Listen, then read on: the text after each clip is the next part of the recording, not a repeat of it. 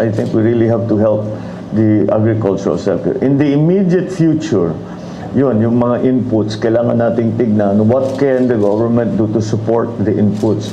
The biggest component now is urea.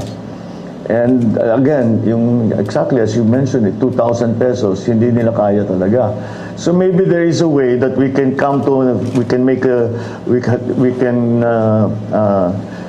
come to an agreement with some other countries, not to buy in bulk or to somehow defer payment, all of these things that we will have to do because it's a crisis. So we have to bring down the price of inputs if we are going to increase production.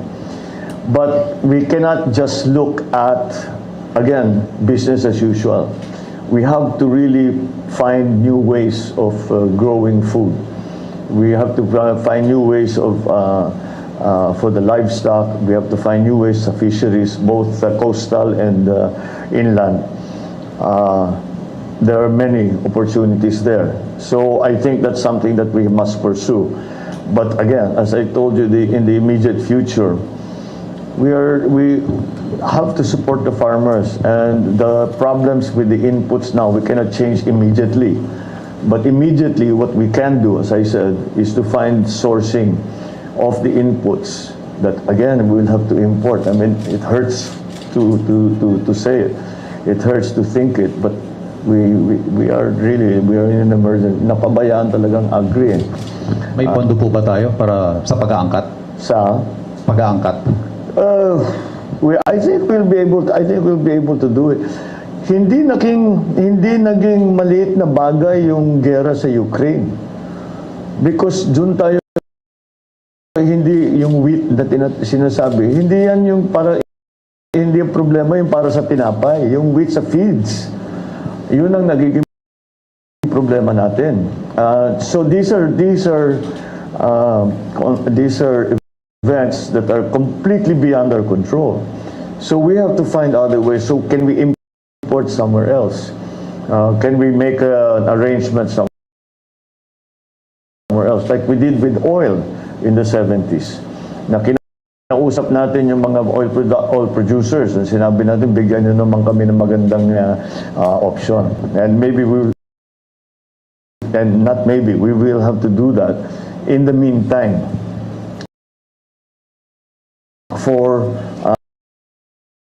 pero kailangan yung sistema ng pautang. I think that's one of the areas that we really want to look at. Unfortunately, Land Bank has converted itself not into an agricultural bank anymore. It really operates as a commercial bank. We turn those lending institutions that are supposed to be supportive of the agricultural industry, supportive of farmers, back to its original brief. Punta in government to what they are supposed to be, but they have turned into something else. Like NFA was never formed to import. Quite the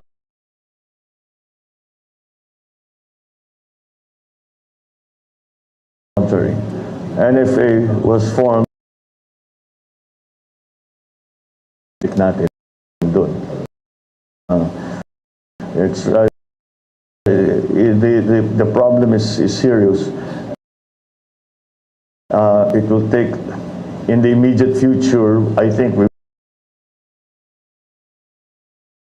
will be able to find palliatives. Yung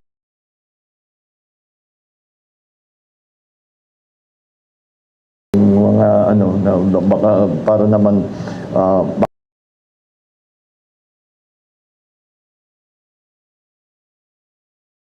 makatulong lang tayo for now.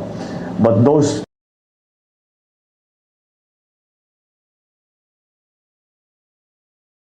cannot of it to production to processing to mechanization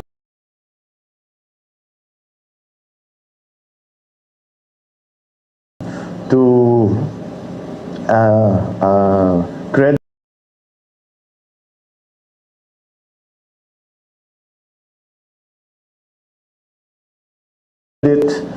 all the way to retail.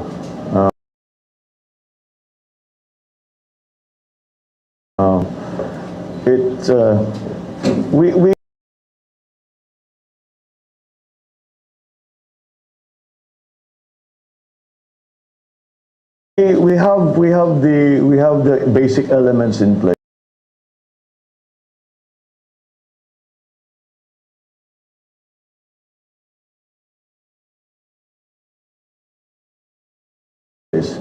We just have to return everyone back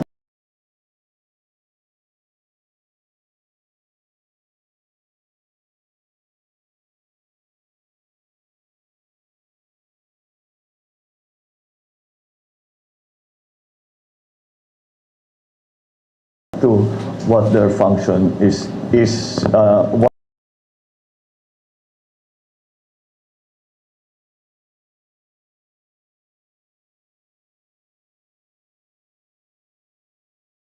function is needed by the agricultural sector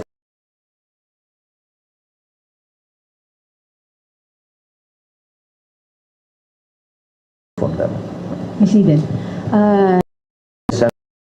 Autonomy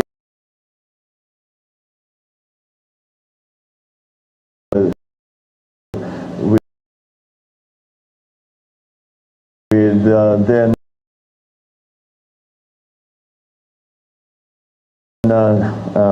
Secretary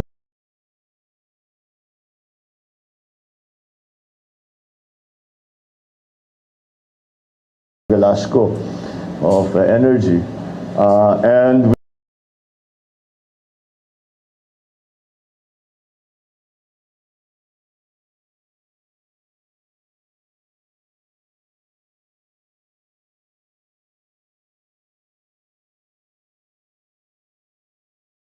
we discussed with Saudi Arabia and all the other producers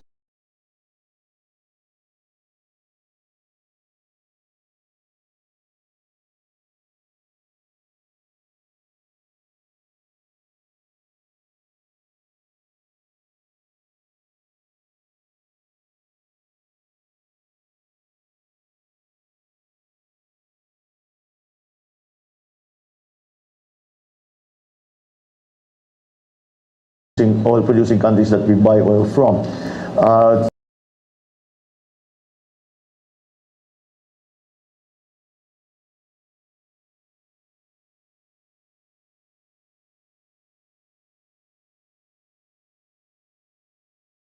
Back period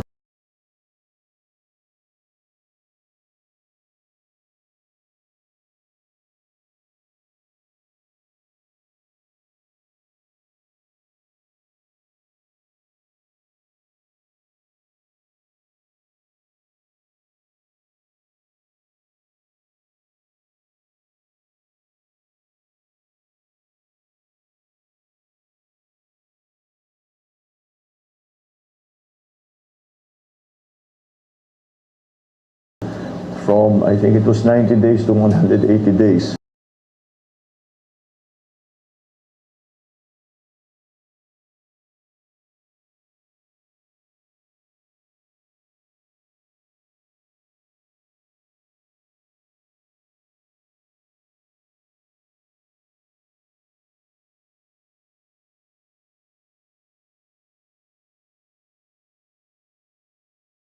And we were able to manage that, which medyo talagang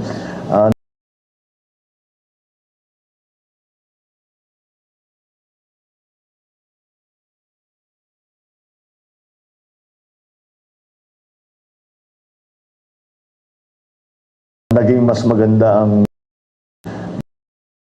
but we cannot afford it.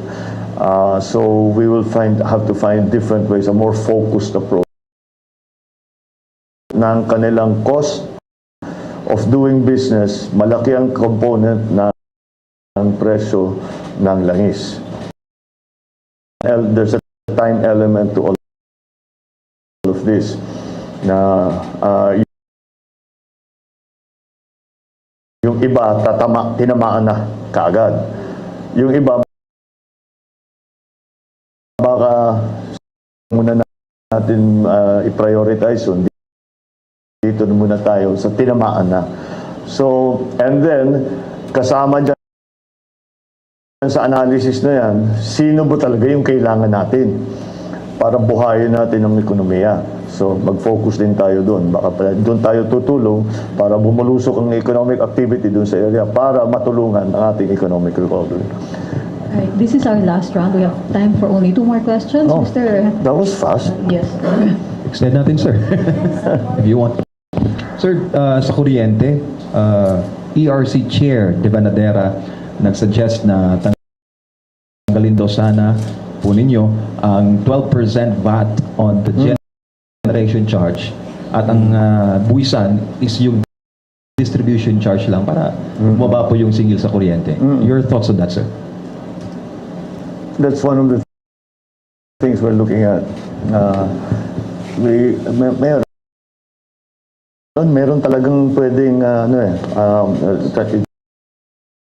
we in each even on the spot market, in the transmission charge, there are areas that pwede pa nating ibaba.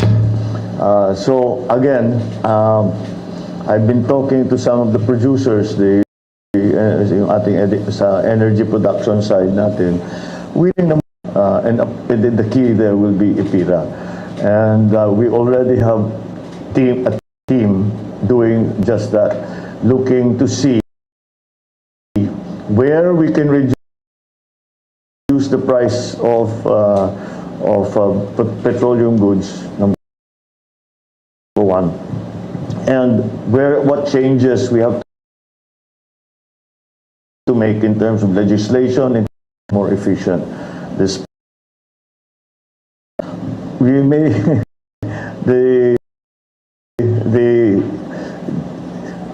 there is the other issue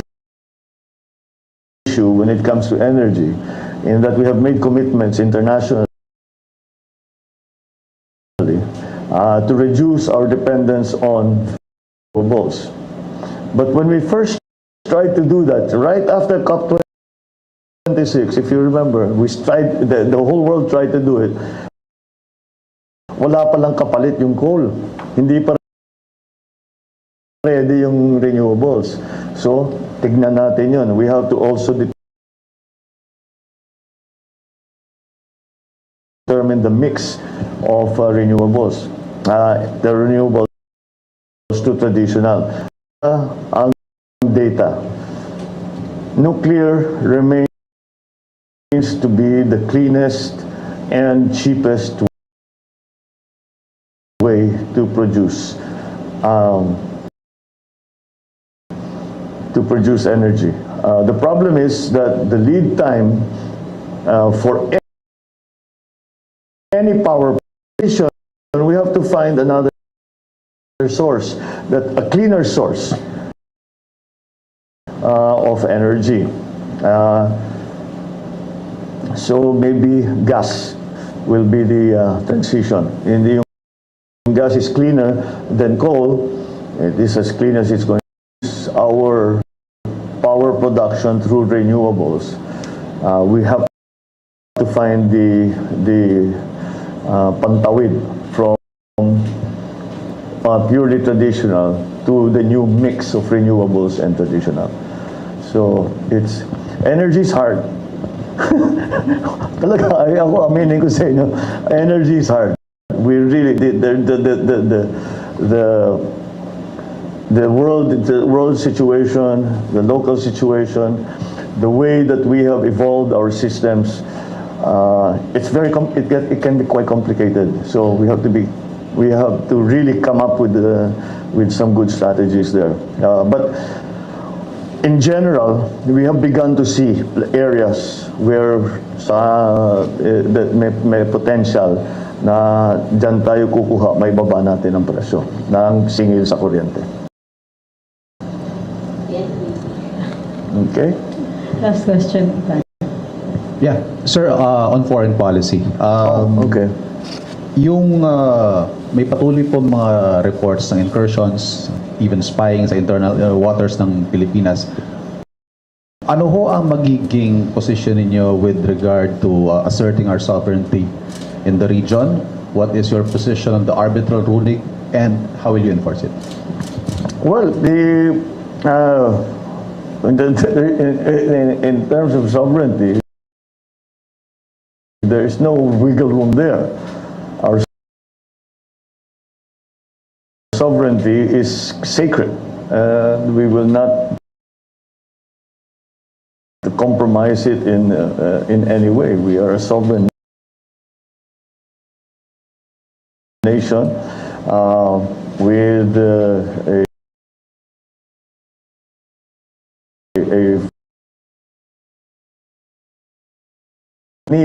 need to be, again, there is no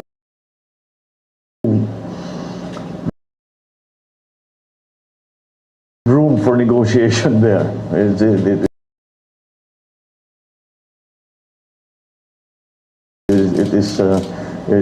is sacred.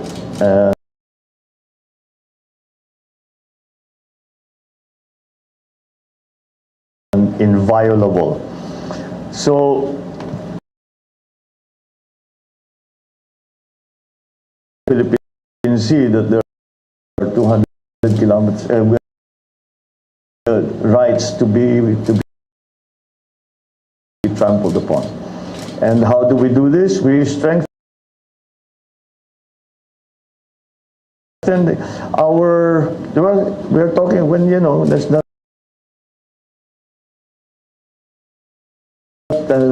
not trade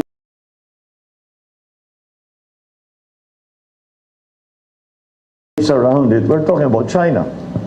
And how do we do that? We talk to China consistently.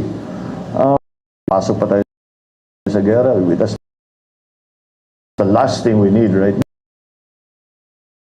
now. So we have to continue to discuss with them the conflicting claims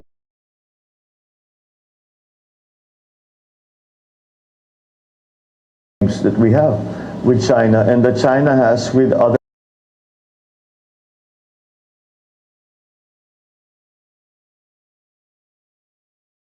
members of ASEAN. And I think ASEAN is still going to be a very critical part of that discussion. Be allowed to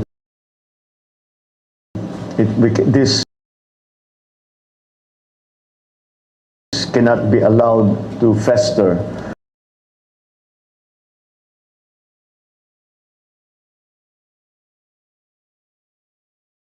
and to become more severe in terms of a problem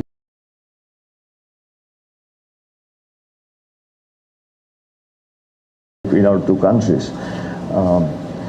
So that's why in foreign policy, the Americans now, of course, have a very strong global interest, strategic interest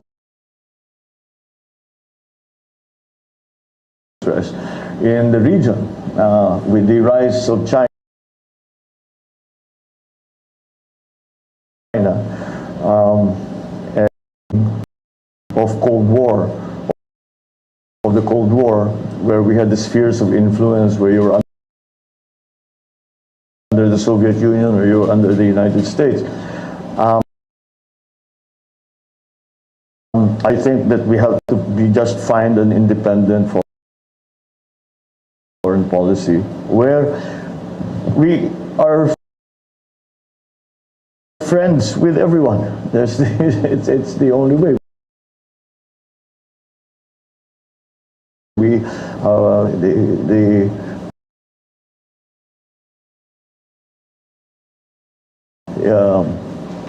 the closest from our traditional relationship with the United States, which has been very strong and very advantageous to both of us, both the United States and the Philippines, over the past 100 or so years. So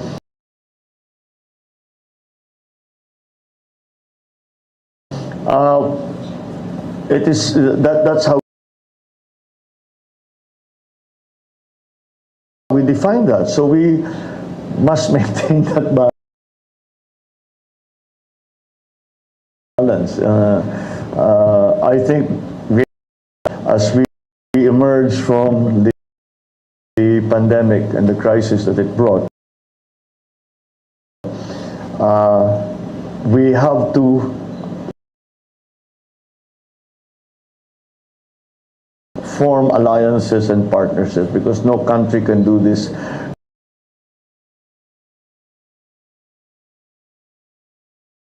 can recover or can change foreign policy on their own. Can change the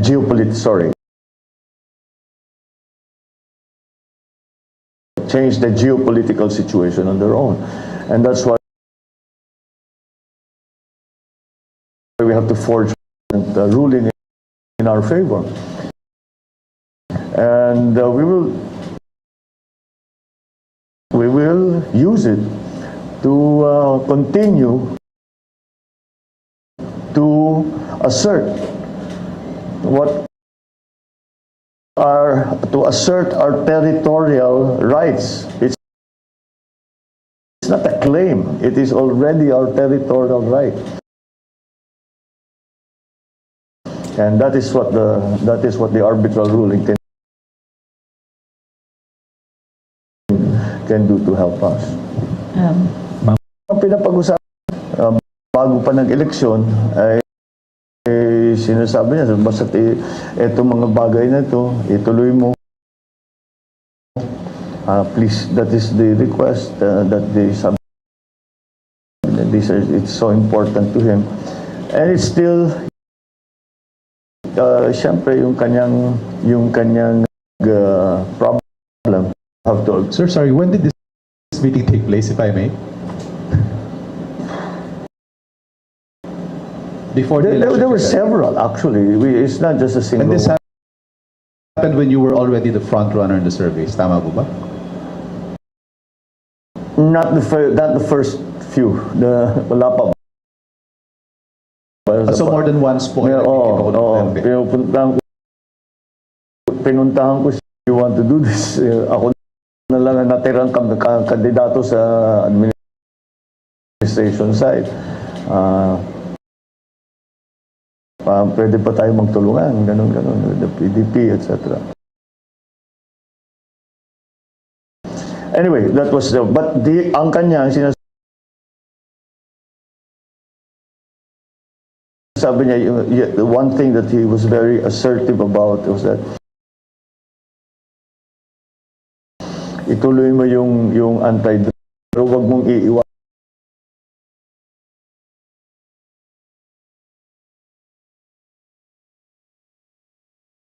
Continue to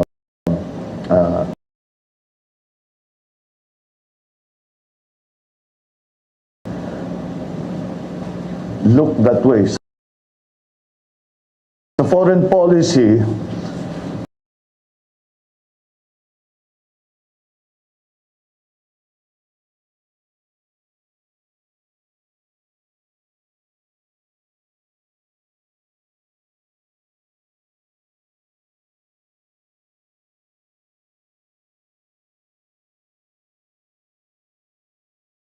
in terms of the economy, the last time we spoke, he he said they were discussing yung increase from 200 to 500 sa ayuda. So they were talking about it. He turns to me and said, sorry na lang kung ikaw yung susunod, uubusin ko yung pera, pero kailangan na talaga ng tao. So this is a cabinet meeting? No, it was just a very casual discussion. But he was, si PRD, he likes to throw it out there to see how people react and to see if, how it should be changed. And I was just na talagang kailangan pa rin ng tao, kawawa masyadong tao. Yeah, so that's... Will he play a role in your government, sir? I'm sorry? Will he play a role in your government? If he wants to. Drug czar, or anti-drug czar, something like that. If he wants to. So it's a standing offer from the president-elect? I will, no, he has not, we have not talked about it. But I'm open to anyone who is able to help in the government. So, matagal na kaming magkaibigan ni PRRD, nung mayor siya pa, long time ago. So, I'm sure if he wants to play a part, sasabihin naman niya sa akin. Certainly open to all of that. Sir, what about other presidential calls po? Nag-reach out na ba sa inyo? Open ba yung inyong administration sa mga nakilaban ninyo na mabigyan ng posisyon? Kung competent naman po sila? Marami na. Meron nga yung sinasabi, meron mga, hindi ko na nababanggitin kung sino, pero ilan dyan nagsabi, lumabang kami sa inyo, siguro wala na kaming pag-asa dyan sa gobyerno. Hindi, huwag yung politika lang yan. trabaho na tayo. Okay lang yun. For me, that's part of it. And that's finished. The people have spoken. The decision has been made. So let's work on that basis. And again, ang aking criterion talaga sa kukunin namin, kung sino yung marunong, sino yung magaling doon sa area na yun, at handang tumulong. What else do you need? Yan, di ba? And I was right before when I said one of the hardest parts of picking these experts and yung pinakamagaling is that because they are successful, maganda na yung buhay nila eh.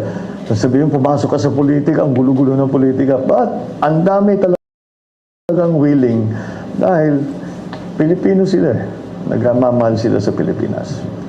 Maraming salamat din. Thank you. Si Eden, MJ, Ivan, maraming Thank you. salamat Thank you, po. PBBM. Thank you, salamat. Secretary Frisky. Ano yan? Ano yan?